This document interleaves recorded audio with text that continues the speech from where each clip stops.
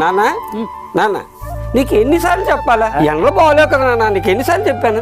అదే పనికి నాకు అలవాటు అయిపోయింది కదా నాయన. అది కానీ రాకపోతే ఆ రోజు నిద్ర పట్టదు, ముద్ద దిగదరా.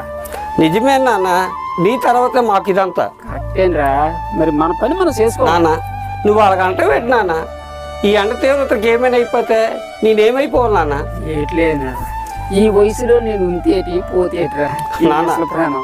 అలాగనక నాన్న, నాన్న ఇంకోసారి ఆ మాట అనక నాన్న, నాకు చాలా బాధగా ఉంది. సరే సరే, ఈ రోజుల్లో కూడా నేనంటే కొడుకు పుట్టడం నా అదృష్టం రా. నాన్న నీకు నేను కొడుకు పుట్టడం కాదు నాన్న, నువ్వు నాకు తండ్రి అయినందుకు నాకు అదృష్టం నాన్న. నాకు ఆరోగ్యంగా చూసే అమ్మ కూడా లేదు, నువ్వు దూరం అయిపోతే నేను ఎలా బ్రతుకుతాను నాన్న. ఆస్తులు పంచలేదని తల్లిదండ్రులు చంపిన కొడుకులు ఉన్నారు కానీ నేనాంటి కొడుకులు మాత్రం నాకు అదృష్టం రా నాయన.